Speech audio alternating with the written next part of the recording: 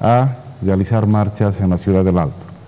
Esta convocatoria, de acuerdo a la circular que saca el UPA, se divide en 4 sectores, que es peaje, aeropuerto, multifuncional y cruce BH.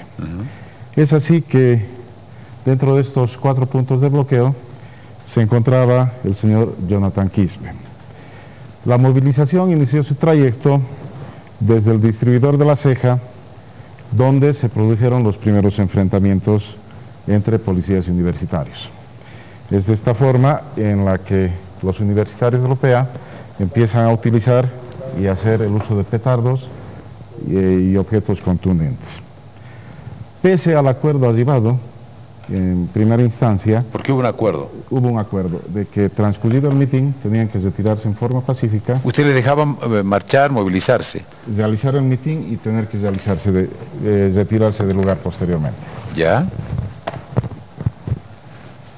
Los estudiantes, pese a ese convenio, ese acuerdo que hubo, continuaron con ese comportamiento belicoso, lo que obliga a la policía a ejercer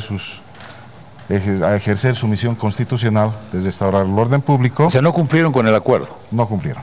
Siguieron en una actitud belicosa. Es por eso que la policía se ve obligada a hacer uso de agentes químicos. Es lo que origina todo este enfrentamiento posteriormente en el deceso del señor Jonathan. La policía, conociendo ya el hecho, realiza una serie de actividades criminalísticas para establecer la causa y el mecanismo de la muerte. Es así que realiza en primera instancia la autopsia médico-legal, se realiza una colección y análisis de informes policiales, se recolectan libros de novedades, libros de fusilatos, de todas las unidades operativas que participaron en este operativo policial. Se realiza el registro del lugar del hecho, se realizan estudios balísticos, estudios reconstructivos de proyección hemática, pruebas de luminiscencia química, se realizan entrevistas policiales, se hace un estudio de videovigilancia, sincronización de cámaras y un conteo de pasos.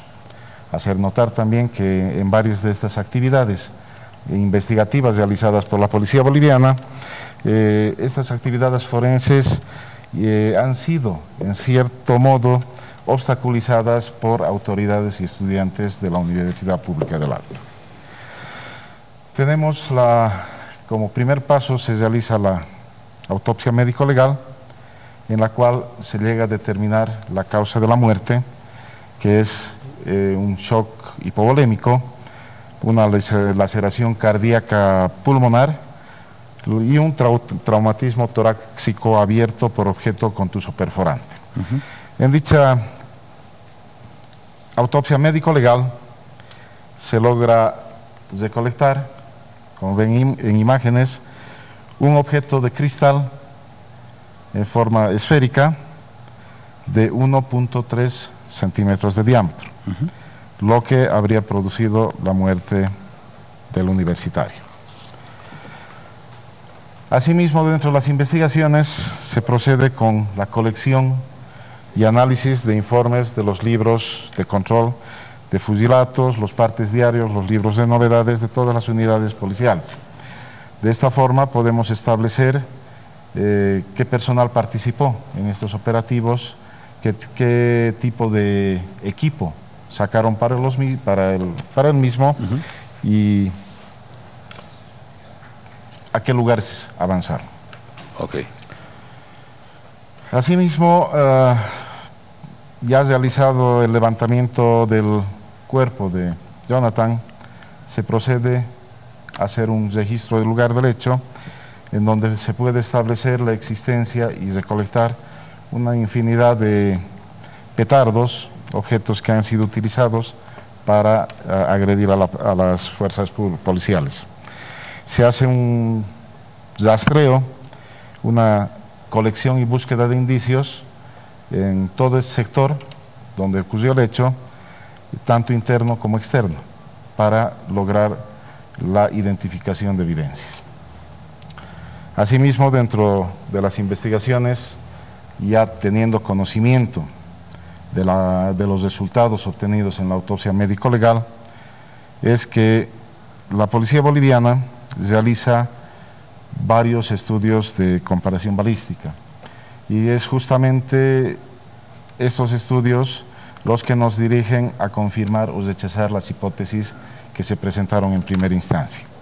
Es de esta forma que se realizan varias pruebas con uso de cilindros de papel convencional, los petardos de 3 tiros. Se hacen estudios sobre petardos modificados, ya sea en su carga o en su pólvora, que estén capacitados o aptos para expulsar un proyectil atípico. Se hacen pruebas con usos de armas de fuego no convencional, que son de fabricación casera, como los cañones o tubos artesanales. Se hace también pruebas con armas de aire comprimido, con resorteras, con armas de paintball.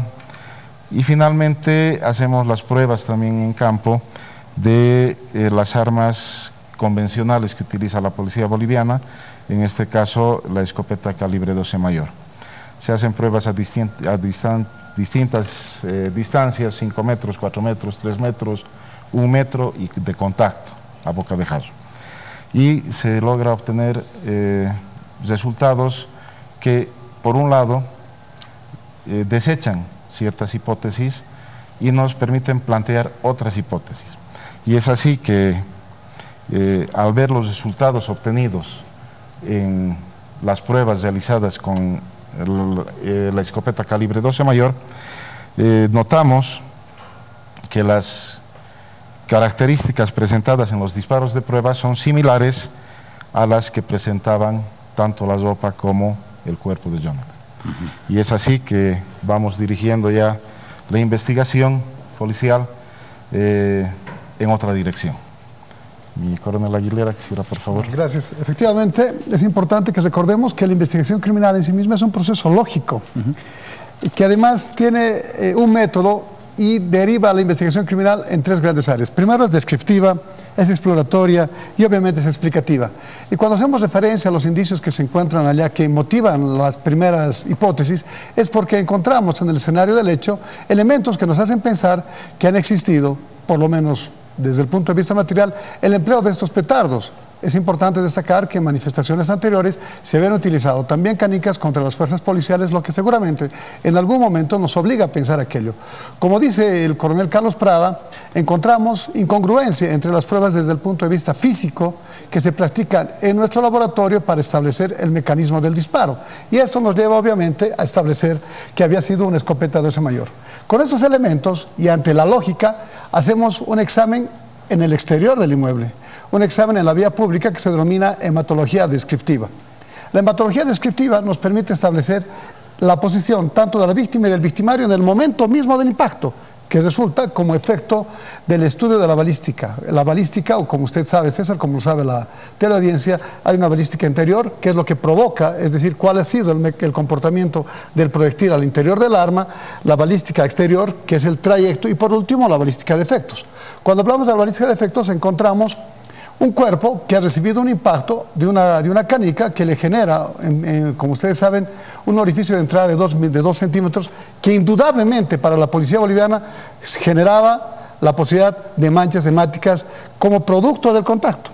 Y esas son las que son encontradas por el Instituto de Investigaciones Técnico-Científicas de la Policía Boliviana en el exterior de la puerta.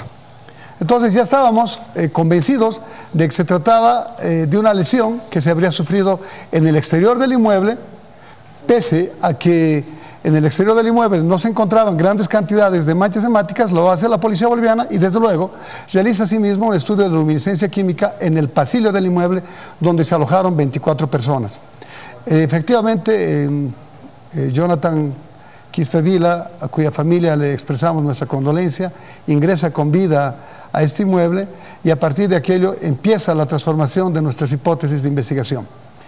Ayer, de manera permanente y consecuente, conseguimos imágenes que nos proporciona la vecindad, nos proporcionan los vecinos, nos proporcionan las redes sociales y logramos afirmar a través de un estudio reconstructivo la posición que tenía una patrulla de la que era parte el teniente Cristian Casanova Condori.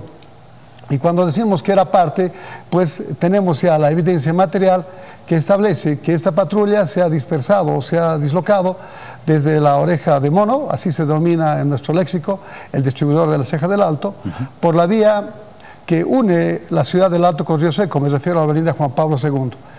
Una vez que se había pactado con las autoridades de la Universidad del Alto el cese de las manifestaciones, pues había un grupo aún que se continuaba movilizando por las inmediaciones, insisto, a la Juan Pablo II, lo que provoca que una patrulla del UTOP de la ciudad de La Paz se dirija hacia las intersecciones de las calles 11 de junio y Juan Pablo II. Allí la muchedumbre toma dos vías, una de ellas es la calle Martín Cárdenas, donde se encontraba precisamente nuestro amigo Jonathan Quispe, y la otra toma como consecuencia, como dirección, la avenida 11 de junio, hasta tocar con las instalaciones del Banco Sol. Esto quiere decir que las patrullas del UTOP, de las que era parte el teniente, bajan a pie, así lo demuestran los videos, en la avenida Juan Pablo II, el oficial activa su arma. Cuando decimos activa queremos decir que aprovisiona el cargador con el chopín que luego estamos seguros ha generado el sesgo de la vida del señor universitario, la misma que es activada a la altura de las calles 11 de junio, casi con la intersección Martín Cárdenas. Es importante destacar que a partir de esto podemos establecer que el autor del disparo es precisamente el oficial que hoy hemos identificado como responsable. ¿Cómo es que nosotros podemos establecer esto con total certeza? Primero, porque tomamos como elementos de prueba las cámaras de videovigilancia, que desde nuestra perspectiva le dan una eficacia al derecho, pues están instaladas allá para garantizar el orden público. Y desde luego que entendemos que estas imágenes tienen un valor probatorio reconocido no solamente por la doctrina y la jurisprudencia. Y cuando hablamos de esto queremos decirles que al tratarse de imágenes públicas podemos afianzar con total certeza el desplazamiento que ha tenido tanto el señor Jonathan Quispe Vila como el oficial Cristian Casanova Condori, que en algún momento se encuentran básicamente a través del impacto del disparo en una intersección que ha generado el sesgo de la vida. Bien, coronel Aguilera, gracias. Coronel Prada, lo propio, gracias por esta explicación de lo que ha sucedido esta jornada en la que perdió la vida justamente el joven Jonathan Quispe. Está con nosotros el ministro de Gobierno, Carlos Romero, a quien agradezco estos minutos también. Ministro, gracias por visitarnos. Buenas noches, un gusto saludarlo. Buenas noches, César, un gusto saludarlo. Muchas gracias por permitirnos informar a la opinión pública y saludar también la presencia de nuestros coroneles de la Fuerza Especial de Lucha contra el Crimen. Ministro Romero, esta ha sido una jornada en la que se ha podido presentarle al presunto responsable de la muerte de Jonathan Quispe. La ciudadanía quiere conocer cómo se ha desarrollado, estábamos escuchando justamente las explicaciones del coronel Aguilera, del coronel Prada. Quisiéramos saber cómo se ha podido determinar que este oficial de la policía, este subteniente, es responsable de este hecho. Se ha trabajado con los dispositivos investigativos y técnicos que la ciencia de la criminología nos permite, ¿no es cierto?, para poder dar con el responsable de un hecho criminal. Estamos hablando de fuentes documentales, periciales, testimoniales, peritajes técnicos especializados, trabajo de telemática, un trabajo muy profesional, un trabajo muy intensivo que ha desarrollado la Policía Nacional y que una vez más confirma su capacidad para el esclarecimiento de los hechos. Es un caso complejo que ha tenido dificultades desde su primer inicio, ¿no es cierto? Dificultades cuando, por ejemplo, se perdió toda la tarde del día jueves ante la negativa de permitir la autopsia que rezagó la investigación, dificultades como que muchos actores políticos de manera irresponsable plantearon una serie de conjeturas para desviar el debate, en fin, pero pese a estas dificultades, sobre todo en los últimos 3 días se ha intensificado el trabajo y se ha podido esclarecer en la jornada de ayer en la noche hemos estado verificando básicamente los elementos investigativos. Hemos querido tener certeza plena de que no vamos a cometer una injusticia y sobre todo hemos cumplido nuestra palabra de una investigación objetiva y transparente, de dar con el responsable, caiga quien caiga. Ministro, sin embargo, en principio se había planteado otra hipótesis que no apuntaba a la institución del orden, sino más bien a los estudiantes, quienes se manifestaron probablemente con petardos y en esos petardos podían haber introducido una canica. Sí, evidentemente, lamentablemente alguien ha tenido esta pésima idea de inventarse utilizar canicas de vidrio para disparar contra la humanidad de los policías. Lo hacen desde el 2006, lo han hecho en diferentes movilizaciones sociales y sobre todo es una característica preferentemente de las movilizaciones urbanas y particularmente de las movilizaciones universitarias. Han utilizado petardos de corto alcance, de largo alcance, como impulsores, cañerías, tacanas que le denominan, tubos con pólvora y mecha, paintball, estas armas de estas pistolas de salón, ¿no es cierto? Han utilizado todos estos mecanismos. Entonces, cuando se encuentra la canica, por lógica, una de las hipótesis es que provendría de quienes utilizaban canicas. Si se hubiera encontrado un perdigón, la lógica hubiera apuntado más bien a la policía inicialmente, ¿no es cierto? ¿Y la policía no utiliza canicas en algún momento en acciones disuasivas? No, la policía utiliza dispositivos, equipamiento antimotines, que consisten básicamente en lanzagases, en impulsores de gas, en gases de diferentes modalidades, como los gases pimienta, o utiliza agua, ¿no es cierto?, como en el caso de los Neptunos, pero la policía no utiliza armas letales, no utiliza canicas, ¿no es cierto? Ese no es un procedimiento aplicable a la policía. ¿Y cómo se puede entender que este joven, seguramente es parte de las investigaciones, pero cómo se puede entender que este joven policía, este subteniente, había disparado una canica? Bueno, la ha introducido, lamentablemente, de alguna forma la ha introducido en el impulsor. El impulsor es un pequeño cilindro, ¿no es cierto?, que tiene más bien un efecto psicológico, como han explicado recurrentemente de manera técnica los coroneles. Es un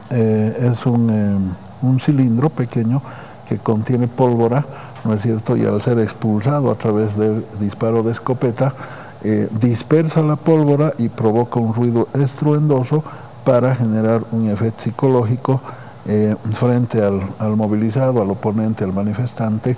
Y lamentablemente, más que un propio impacto, digamos. No produce impacto, porque en realidad lo que hace es producir un ruido y una dispersión de gas en el ambiente. Pero en este caso lo que ha hecho el oficial es introducir en el impulsor, en este cilindro, ha introducido en su interior la canica. Hemos hecho ejercicios en mi propia oficina de que con una presión más o menos fuerte se puede introducir esa canica, porque hay tres tipos de canicas, ¿no? Las que tienen un diámetro de 1.3, las de 1.5 y las más grandes, y las dos primeras pueden ingresar perfectamente en el tubo de una cañería, en un petardo de cartón o en este caso en el impulsor de un gas lacrimógeno. Ahora, bueno, nuestra pregunta, y seguramente la opinión pública se pregunta lo propio, dice, bueno, si un policía estaba con un arma en la que introdujo una canica, puede ser que la policía o el resto de los miembros de la policía que salen a reprimir o salen a controlar las manifestaciones también puedan usar canicas, pero esto, ¿cómo podemos responder a la ciudadanía, ministro? Que las manifestaciones tienen que ser pacíficas. O sea, hay un dicho que es elemental y vale en todos los tiempos y en todos los lugares del mundo. La violencia genera violencia, ¿no es cierto? Entonces, las manifestaciones tienen que ser pacíficas, pero cuando un manifestante va con pasamontañas, va munido de bombas molotov, con piedras, con objetos contundentes, con palos, va con pistolas de aire comprimido para disparar canicas, va con petardos de largo alcance con 13 detonaciones apuntando a la humanidad de policías. Imagínense, esa no es una forma de protestar, ¿no es cierto? Y por eso digo, qué maldición que a alguien se le ocurra incorporar las canicas en las manifestaciones, lamentablemente hace años en Bolivia, porque es lógico, pues luego se presentan estas consecuencias y hay que reflexionar, hay que tomar medidas hacia adelante. Ayer conversábamos con un experto en temas de armamento militar y todo esto, y nos decía que en algunos países de Europa, fundamentalmente, la policía tiene esta práctica de utilizar canicas, pero no las utiliza en pistolas o en escopetas, sino más bien las utiliza de otra forma con flechas, una cosa así, con ondas, ese tipo de cosas para un poco dispersar, digamos, a la muchedumbre. Ahora, ministro, a raíz de este tema también surgen algunas posiciones a las que dicen, pero cuando ha intervenido la policía en varios episodios con otros sectores como cocaleros, mineros, han habido heridos que tenían más o menos el mismo orificio. También han utilizado canicas, decían. ¿Qué de cierto hay en esto? ¿Cómo podemos entenderlo, ministro? Claro, y ha habido un muerto, ¿no es cierto? No es el primer muerto, lamentablemente, por impacto de una canica, es el segundo. El primero fue un mecánico humilde en Colombia, que fue impactado por una canica que fue propulsada desde un caño artesanal que se construye en la zona para la caza, para la cacería, para la práctica de la caza, ¿no? Entonces, lamentablemente esta persona fue muerta por una canica de vidrio y los campesinos que exigían reconocimiento de área tradicional en Colombia, qué sé yo, pretendieron utilizar ese cadáver aduciendo que había sido impactado por un arma de fuego activado por algún policía, ¿no es cierto? En ese caso, hechas las investigaciones y la autopsia, se extrajo una canica y luego se dio con el autor inclusive del impacto, ¿no es cierto? Entonces, bueno, estos son los mecanismos, los efectos pues, que produce esta situación, y lógicamente quien ha masificado esta utilización de canicas han sido universitarios, han sido médicos en las movilizaciones de salud, han sido en algunos casos también otras organizaciones, en fin. Ahora, ministro, ¿cómo se opera? ¿Cómo se activa, digamos, un operativo para dispersar? Si hay una manifestación, hay una orden del Ministerio de Gobierno, hay una orden del Comando General de la Policía, ¿cómo salen los policías? ¿Qué tipo de armamento? ¿Se cuantifica? ¿Están en un depósito? ¿Se les entrega con números? ¿Cómo se hace esto para salir un operativo? Voy a tratar de ser lo más sintético y resumido, digamos, para expresarlo por pasos. Primero, recibimos nosotros una apreciación de situación de parte de la Dirección de Inteligencia, ¿no es cierto? Inteligencia nos dice, hay esta movilización, se proyecta tal número de manifestantes, intentarán bloquear estas arterias de la ciudad, la movilización tiene carácter pacífico, la movilización tiene carácter violento, hay áreas de vulnerabilidad que pueden ser centros comerciales, instituciones públicas, hay factores climáticos, bueno, una serie de valoraciones. Entonces, sobre la base de esa apreciación de situación de inteligencia, se elabora un plan de operaciones. El plan de operaciones, lógicamente, especifica que se deben aplicar los protocolos que respeten los derechos y garantías constitucionales de las personas, y luego se aplica un procedimiento que tiene 4 pasos en caso de generarse una fricción, un enfrentamiento con el oponente. Estos 4 pasos son, primero, ¿no es cierto?, dialogar, persuadir, utilizar verbalmente todos los recursos disuasivos frente al manifestante.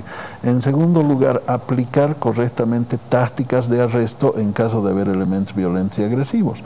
En tercer lugar, utilizar agentes químicos no letales para dispersar preventivamente una manifestación.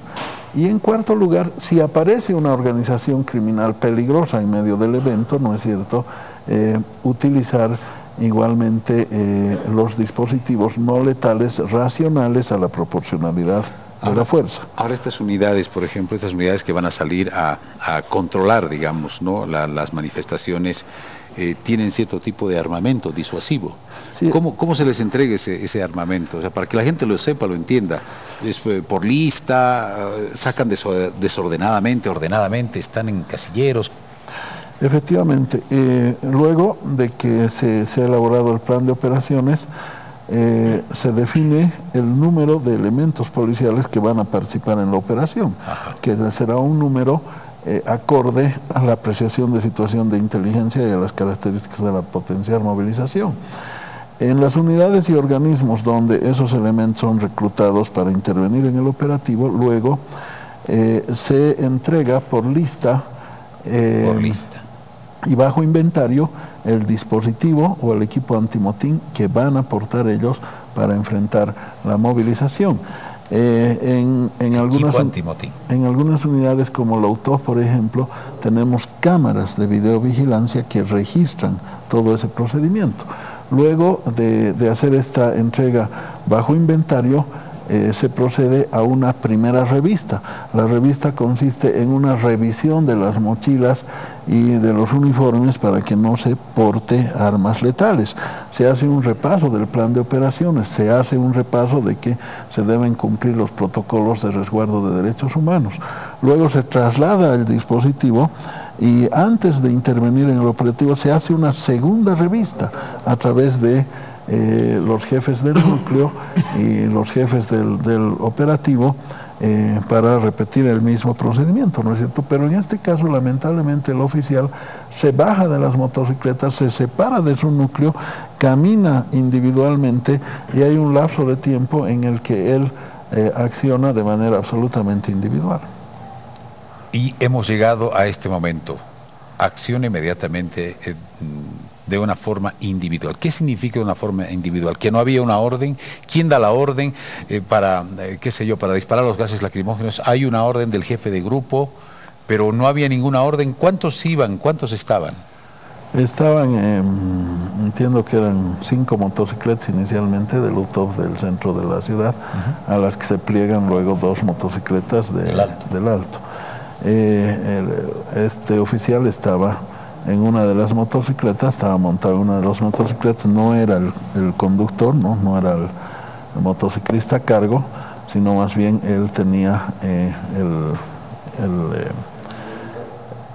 la escopeta, el lanzagases, y se baja de la motocicleta. Como se observa en las imágenes, las motocicletas siguen su recorrido, se dividen en 3 grupos para dispersar y evitar que los manifestantes puedan reagruparse.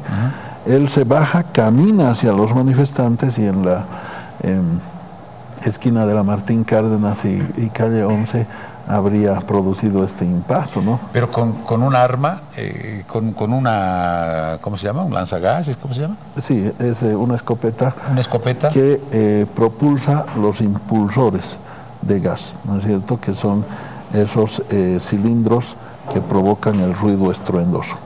Pero los gases que conocemos son grandes. Ahora, ¿qué dimensión tendrán, coronel Aguilera, los gases? Bien, estos propulsores a los que hace referencia, señor ministro, buenas noches, señor ministro, son unos tromblones adosados a las escopetas que tienen un peso de 330 gramos. Es decir, cuando se aplica la percusión en la escopeta, el impulsor lo que hace es impulsar este tromblón, en este caso esta granada de gas, a una distancia inclusive de 120 metros. ¿Pero de qué tamaño son más o menos? Yo calculo que son de 10 centímetros. Ajá. Esta es la superficie del diámetro. No es delgado. No es delgado. Son gruesos. Efectivamente. ¿Y va en la punta del cañón de la escopeta? Perdón. Sí, adosado a un tromblón, que es un mecanismo mediante el cual se puede colocar allá una granada de gas que desde luego no se podría arrojar a una distancia determinada con solamente el empleo de la fuerza humana.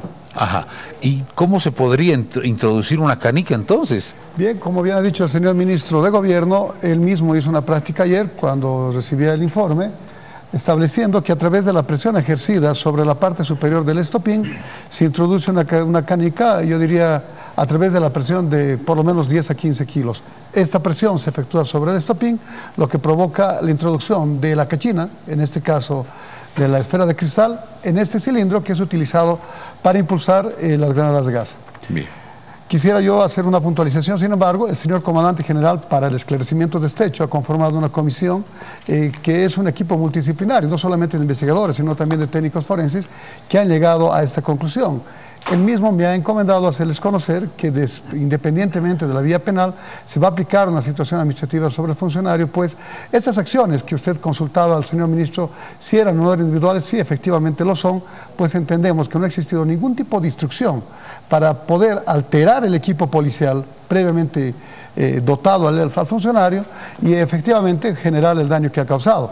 Esta es una acción, yo diría, absolutamente individual, que en todo caso no tiene por qué vincular a la policía boliviana. Bien, importante la puntualización. Seguimos conversando, ministro. Usted nos quería hacer una puntualización. Sí, evidentemente, César, abusando de su gentileza, este es el plan de operaciones que se aplicó en la jornada del 24 de junio en la ciudad del Alto. Está registrado. Claro. Es la reexpresión del comando del Alto. Y aquí básicamente se identifica el número de efectivos policiales, de qué unidad y organismo provienen y los jefes de núcleo. Y luego tenemos el inventario con firmas de el equipamiento que ha recibido cada uno de los participantes en el operativo. Ese ejercicio de introducir la canica, reitero, se puede introducir en un petardo, en una cañería, se puede activar en una resortera, en un paintball, o en este caso también en el impulsor del gas, ¿no?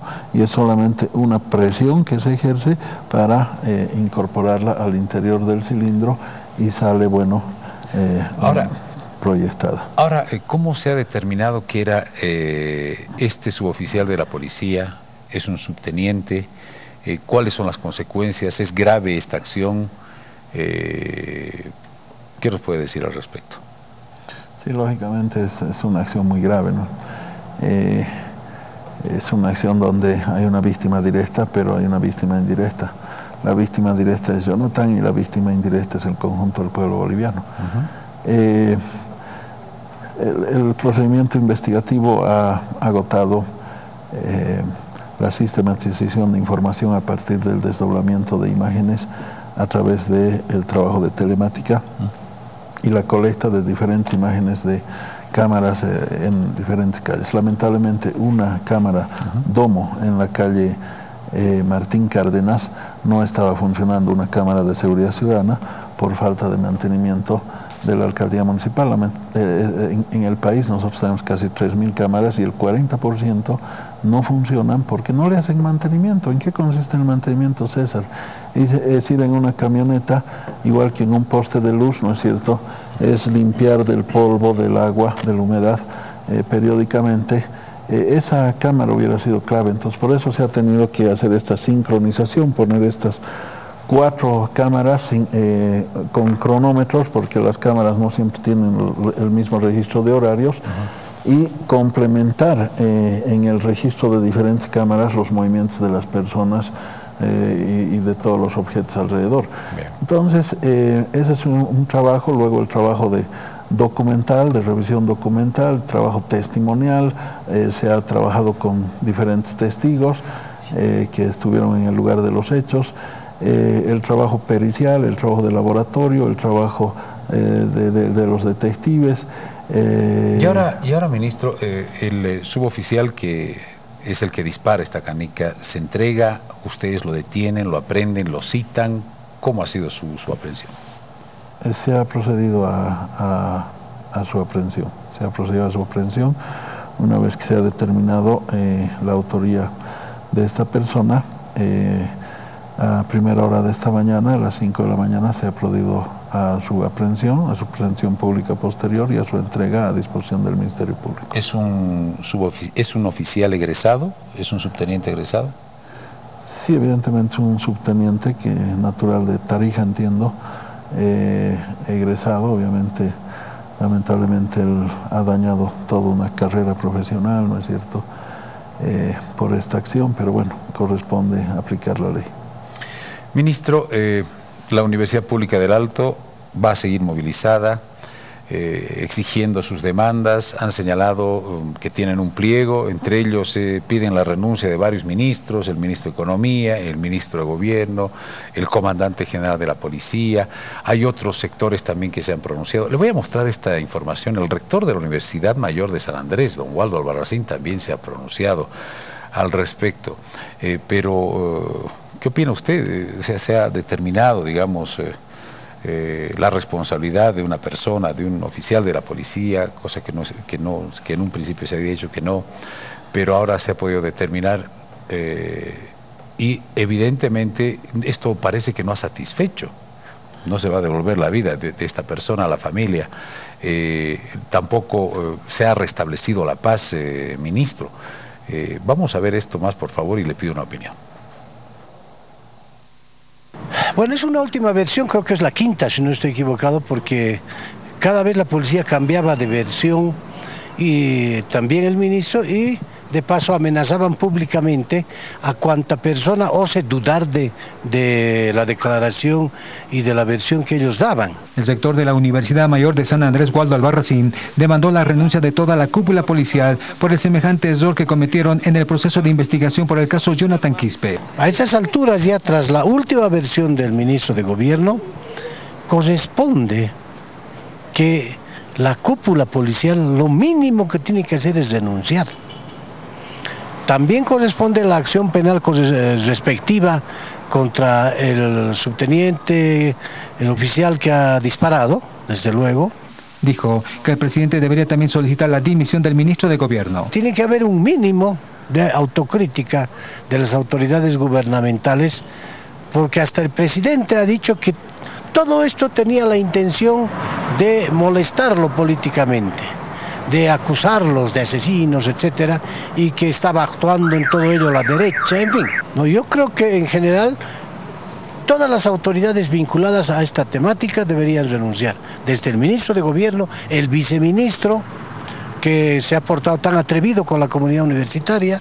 Albarracín finalizó expresando que el presunto autor debe recibir la máxima sanción que establece nuestra legislación. El rector de la Universidad Mayor de San Andrés, ¿qué opinión le dice? Bueno, primero, hay una máxima que tiene mucha sabiduría en el fondo y dice la ignorancia es muy atrevida, ¿no? Decir versiones a las hipótesis de trabajo de una ciencia multicausal como la criminología es demasiado atrevimiento. Yo le recomendaría al señor Albarracín, pese a la edad suya, que humildemente vuelva a pasar clases de criminología y de derecho penal, porque sus declaraciones revelan pues una ignorancia supina de estos procedimientos investigativos. Tal vez es un accionar político del principal emisario que tiene la embajada norteamericana, ¿no es cierto?, en este momento, que es el señor Albarracín.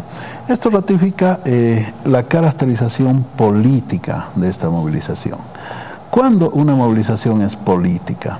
Cuando nunca se va a satisfacer sus requerimientos, nunca. ¿Y por qué? Porque la movilización es política, no está dirigida a una reivindicación de una universidad, no está dirigida a lograr una mejora económica de las condiciones de trabajo de una universidad, del Alto en este caso, sino más bien es una movilización política que le cierra los caminos al diálogo, que rechaza cualquier tipo de esfuerzo que se haga en este caso para entregar a un responsable, que es inédito. Yo no recuerdo que un ministro de Gobierno y un comandante general de la policía haya entregado a un miembro de su institución rápidamente, demostrando su responsabilidad en una movilización de esta naturaleza, ¿no es cierto? Ejemplos de sobra podríamos citar de lo que sucedía antes, ¿no? Pero cuando la movilización es política, primero se pide lo imposible, segundo, no se asiste a un diálogo, tercero, se pide la renuncia de autoridades, porque la movilización está dirigida a tumbar autoridades, no está dirigida a reivindicar alguna demanda legítima de una institución o de un sector. Y el señor Albarracín es un politiquero conocido que forma parte pues de este ardid. Bien, ministro, bueno, para concluir, el ministro de Gobierno hoy en la conferencia de prensa también manifestaba la disculpa respectiva por haber generado, digamos, otra hipótesis o otro comportamiento, otro resultado que no ha sido el que hoy conocemos, ¿no es cierto, ministro? Sí, evidentemente lo hemos hecho dando la cara, lo hemos hecho con mucha humildad, porque evidentemente por una lógica elemental asumimos al enterarnos de que había una canica que había provocado la hemorragia y la muerte, y siendo que las canicas eran de uso recurrente por parte de los manifestantes, que el disparo podría provenir de los manifestantes. Y fue una conclusión preliminar, evidentemente, pero nosotros con mucha humildad hemos señalado que estas circunstancias nos indujeron a error. Este primer informe preliminar nos indujo a un error. Hemos ofrecido disculpas al respecto y hemos ofrecido disculpas a la prensa también por haber dado una información demasiado anticipada, lo que no impide que luego todas las hipótesis de trabajo que se han ido desarrollando nos han permitido por descarte llegar finalmente a la hipótesis que explicaba el factor o la causal explicativo del hecho. Bien, ministro de Gobierno Carlos Romero, esta noche acá en Que No Me Pierda, el coronel director de la Fuerza Especial de Lucha contra el Crimen, el coronel Johnny Aguilera, el director de la Fuerza Especial de Lucha contra el Crimen en la Ciudad del Alto, coronel Carlos Prada. Quiero agradecerles estos minutos para informarle al país de este hecho que sin duda alguna bueno, ha sido la noticia de estos días, ha sido la noticia de esta jornada. Gracias, ministro. Muchas gracias, César. Gracias, coronel Aguilera. Muchas gracias, César. Gracias, coronel Prada. Gracias, César. Han sido muy gentiles, gracias por estos minutos acá en Que No Me Pierda. Le hemos presentado todas las versiones de la investigación de la policía encabezada por el Ministerio de Gobierno, por la Fuerza Especial de Lucha contra el Crimen en la Ciudad del Alto, la Ciudad de La Paz, para que usted conozca la información de primera mano acá en Que No Me Pierda. Nada, vamos a este consejo importante porque esto recién comienza. Así es, César, nosotros somos Que No Me Pierda, estamos compartiendo junto a ustedes estos consejos que también son importantes a esta hora de la noche. Te extrañaré, ese es el mensaje que tiene el Banco Económico